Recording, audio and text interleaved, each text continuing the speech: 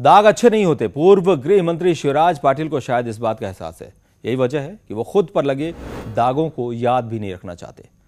दरअसल तमाम नामी गिरामी लोगों के तर्ज पर शिवराज पाटिल ने भी अपनी आत्मकथा लिखी है।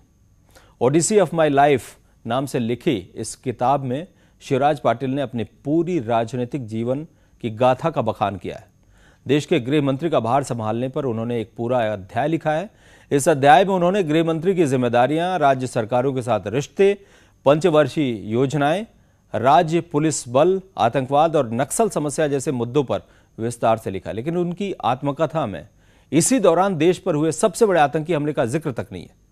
शिवराज पाटिल ने अपनी आत्मकथा में मुंबई में 26/11 हमले पर एक लाइन भी नहीं लिखी है।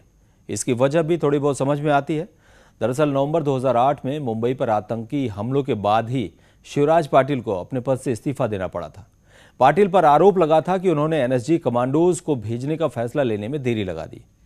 इससे पहले दिल्ली सीरियल ब्लास्ट के वक्त भी उन पर आरोप लगे थे कि दिल्ली धमाकों से दहल रही थी, लेकिन पाटिल अपने कपड़ों की नुमाइश में जुटे थे। निश्चित रूप से शिवराज पाटिल के सियासी सफर में ये कभी ना मिलने वाले दाग हैं। लिहाजा पाटिल ने भी अपनी आत्मकथा में इन दागों का जिक्र करना जरूरी नहीं समझा।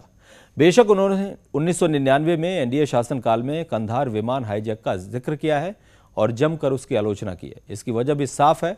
सियासत में अपनी नाकामी छिपाने का सबसे बेहतरीन तरीका है विपक्ष की नाकामी का ढिंढोरा पीटना, और पाटिल ने अपनी आत्मकथा में इसी नुस्खे का इस्तेमाल गृह मंत्री के तौर पर अपनी नाकामी छिपाने के लिए किया।